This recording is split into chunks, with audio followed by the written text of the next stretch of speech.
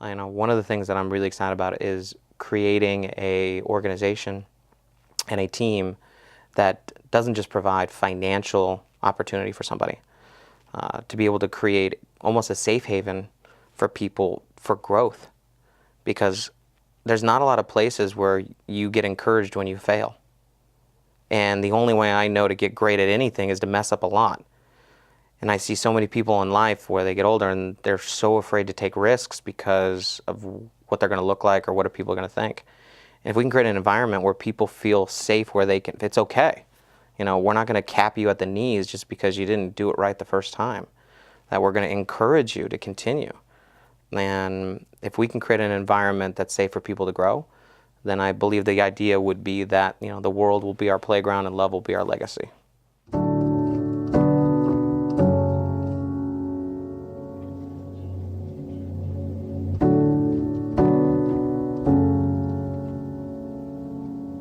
I was born in the Bay near San Francisco, and then when I was 5, we moved up to Calaveras County, up in the Sierra Nevadas. We had a big 80-acre Christmas tree farm. I think it was just a piece of property that my parents found a good deal on it. It just happened to have a Christmas tree farm on it. It was seasonal work for us. We were 30 minutes to a gas station, 45 minutes to a grocery store. So yeah, I grew up in the middle of nowhere. But my parents were in the car business. So my dad was a wholesale car dealer. My mom did the back end and the bookkeeping. Self-employed, you know, my parents were self-employed. So, you know, seeing my parents work, you know, really from home. My dad traveled a lot for, you know, moving cars around and stuff like that. But, you know, they didn't go somewhere to clock in. And I think that's one of the things that got me early on, is that I wanted to find a way to work for myself, or kind of had that bug early on in life. So that little entrepreneurial spirit, I think, was really a large portion because of my mom and my dad. My mom is the most amazing person on the planet. You know, call me mama's boy if you want.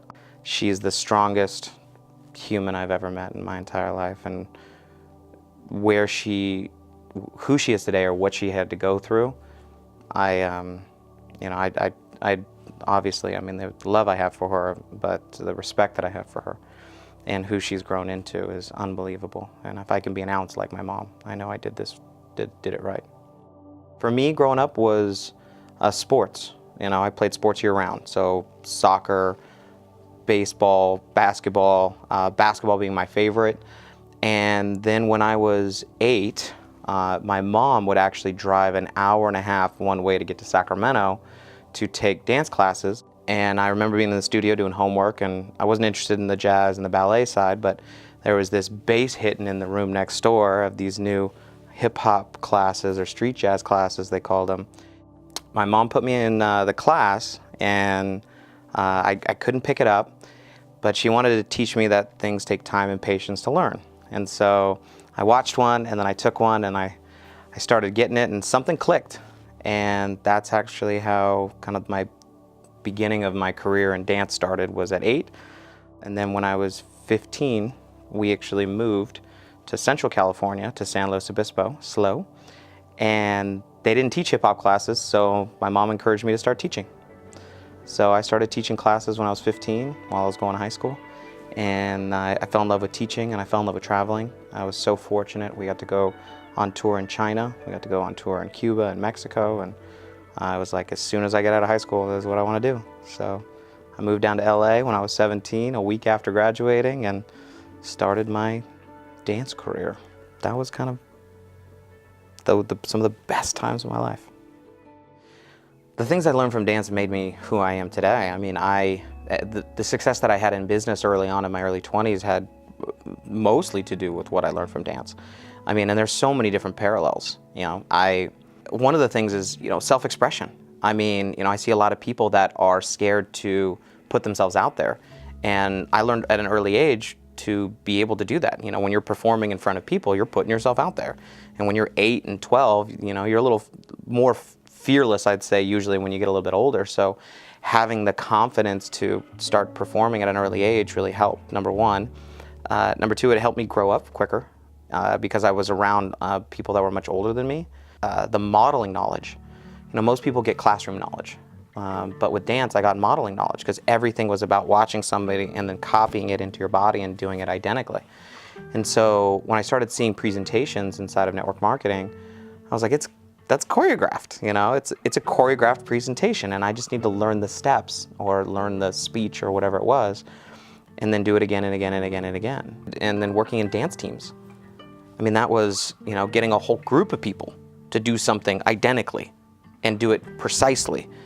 You know, that was one of the big things I found, is when you can pass on something to somebody and have them, it make a difference for them, that was huge. So I had a lot of practice in teaching before I even stepped foot into, you know, network marketing.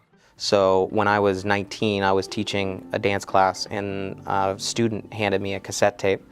I heard this tape, and these people were making all this money, and they had freedom and flexibility and residual income and passive income. And I'm like, yeah.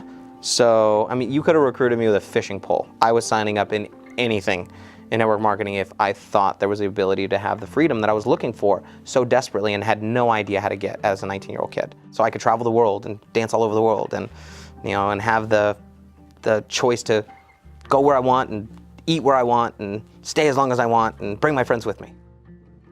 I think, you know, the things that usually get me overwhelmed is when I tend to be more on the over-responsible side, where, you know, I feel responsible for everything and everybody. And of course, in our business, when you have, when you build a large team of people, and, you know, people are counting on you, and you want to be there for everybody, and it's impossible to be everything to everybody. But, you know, when you kind of take on the emotions of your organization, those are some of the times I feel overwhelmed. If I feel like I'm not going to be able to, you know, live up to someone's standards, or maybe even keep all my commitments based on the fact that I've overexerted myself and trying to do too much or be too much for too many people.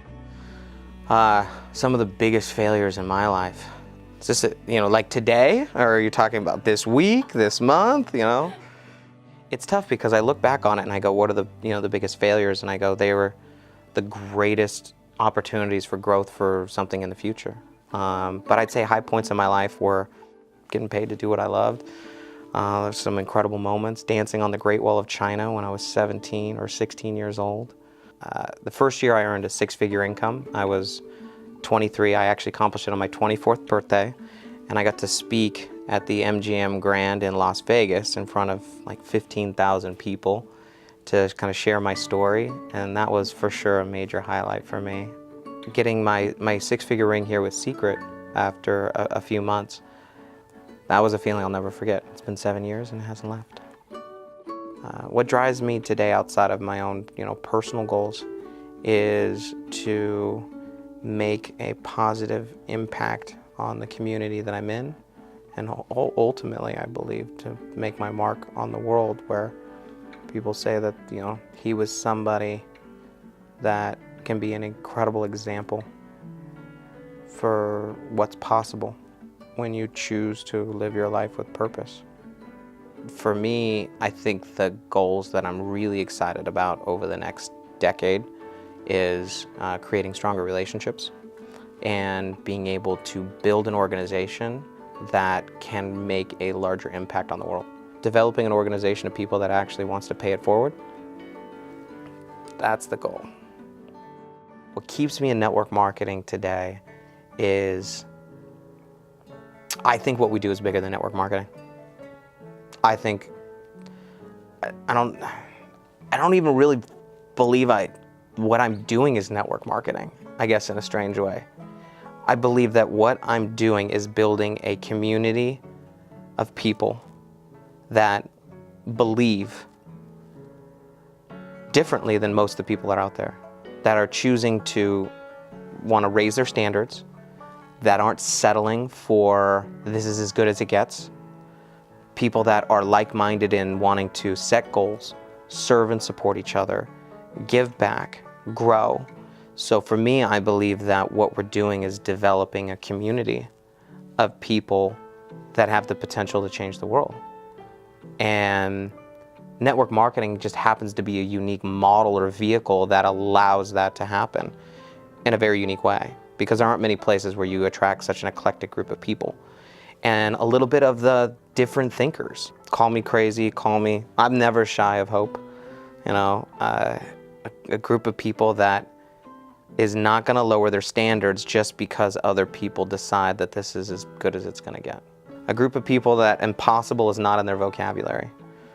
The biggest things ever is just seeing people's confidence step up to a place that it didn't exist before, where their relationships are changing, their communication is changing, their relationship with their kids and their marriage is changing. What they believe is possible out of this life has changed because they were associated in some way with us. That's the best. My name is Jesse Macpherson, and this is my secret.